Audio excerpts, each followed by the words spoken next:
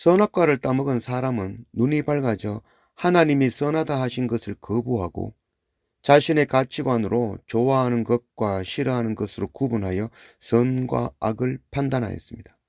이제 하나님의 뜻을 묻지 않아도 됩니다. 자신의 생각과 기준으로 판단하고 선과 악을 결정하게 되었습니다. 하나님 없이 스스로 살 수 있다 생각하고 하나님을 떠났습니다. 이제는 다른 사람을 만났습니다. 자신의 가치관으로 선과 악을 정해 놓았지만 다른 사람은 나와는 다른 기준으로 선과 악을 구별하였습니다. 다른 사람은 내가 악하다 하는 것을 선하다 하고 내가 선하다 하는 것을 악하다 하며 내가 싫어하는 것이 다른 사람에게는 정말 좋아하는 것이 되기도 합니다. 그래서 서로 적대하게 되고 갈라지고 서로 싸우고 원수가 되었습니다. 이것이 가인의 모습이며 오늘 우리의 모습입니다. 1절 아담이 그의 아내와 동침하매 하와가 임신하여 가인을 낳고 이르되 내가 여호와로 말미암아 득남하였도다 하니라. 그가 또 가인의 아우 아벨을 낳았는데 아벨은 양치는 자였고 가인은 농사하는 자였더라. 아담이 에덴 동산에서 쫓겨나 땅에서 땀을 흘리며 일을 합니다. 한편 하와는 해산을 하고 있습니다. 아담과 하와는 사탄에게 속았다는 것을 알았지만 이제는 돌이킬 수 없습니다. 이제 고난과 고통 가운데 회개하며 하나님의 이름을 부릅니다. 아담과 하와는 자신들의 죄 때문에 죄 없이 죽어 자신들의 부끄러움을 덮어주었던 그 양을 기억하고 동일하게 양을 잡아 하나님께 제사 드리고 그 가죽으로 가인과 아벨의 옷을 만들어 입혔습니다. 가인은 아담과 하와를 따라 농사하는 자가 되었고 아벨은 양을 치는 자가 되었습니다. 가인도 아벨도 아버지와 어머니가 양을 잡아 하나님께 제사 드리는 것을 보았죠. 그러나 그 제사를 지켜보던 가인의 생각이 달랐고 아벨의 생각이 달랐습니다. 3절 세월이 지난 후에 가인은 땅의 소삼으로 제물을 삼아 여호와께 드렸고 아벨은 자기도 양의 첫 새끼와 그 기름으로 드렸더니 여호와께서 아벨과 그의 제물은 받으셨으나 가인과 그의 제물은 받지 아니하신지라. 가인이 몹시 분하여 안색이 변하니. 가인도 아벨도 하나님 앞에 제사를 드렸습니다. 그러나 하나님께서 아벨의 제사는 받으셨으나 가인의 제사는 받지 않으셨습니다. 오늘 말씀에 아벨과 그의 제물, 가인과 그의 제물이라고 말씀하고 있죠. 하나님께서 받으시는 것은 제물과 함께 그것을 드리는 사람을 받으십니다.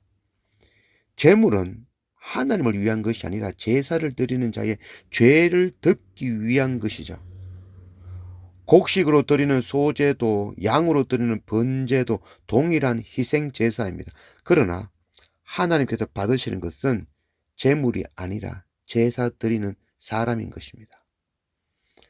성전에 불을 밝히기 위하여 사용하는 그 올리브 기름도 억지로 짠 기름을 사용치 않고 잘 익은 올리브에서 자연스럽게 흘러나오는 그 기름으로 성전에 불을 밝힙니다. 곧 사람들이 성전에 드리는 모든 것들이 자원하는 자의 그 마음을 드린 것을 사용하는 것이죠.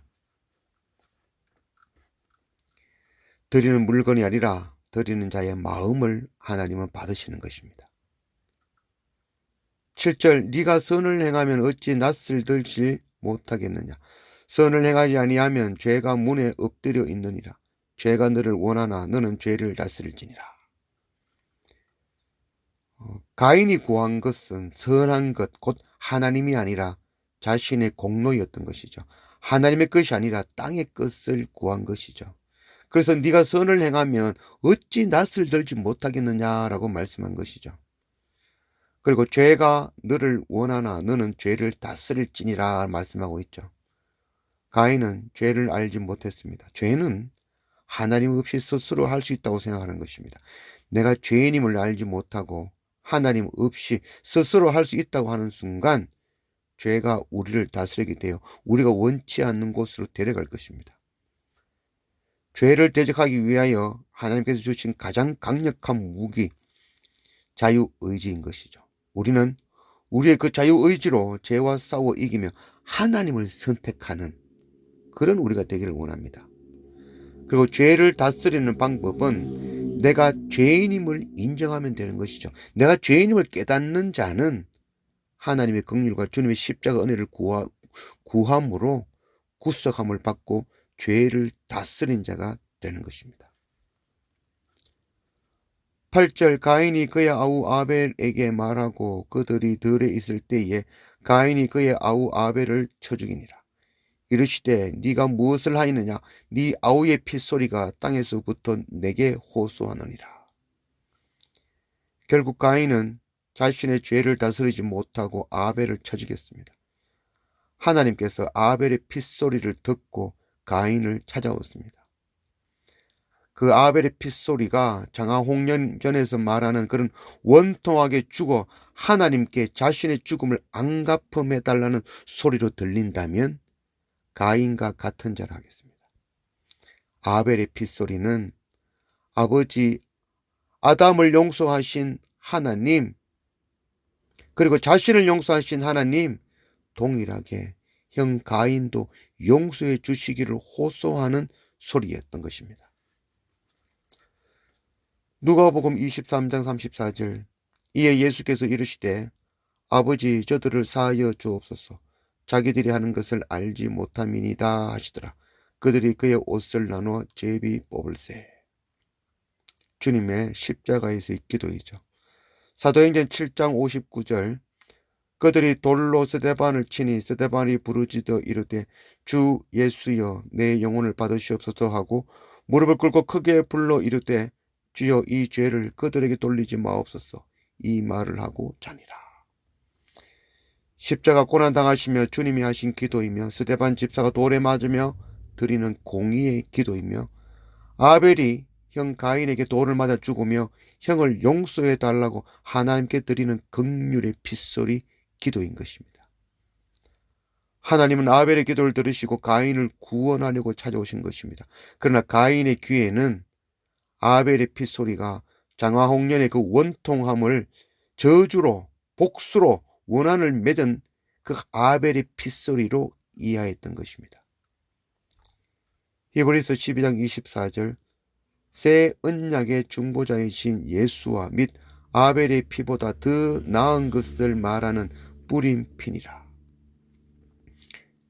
아벨의 핏소리는 형을 용서해 줄 것을 구하는 기도였지만 예수님의 핏소리는 그 십자가의 핏소리는 온 인류를 구원하시는 중보의 핏소리인 것입니다. 그 핏소리로 우리가 오늘 나음을 입고 구원을 얻었습니다. 이제 우리도 형제와 열방을 위해 나를 구원하신 주님 저들도 구원해 주실 것을 구하며 엎드리는 그 선교 사명 감당하는 그런 우리가 되어지기를 원합니다.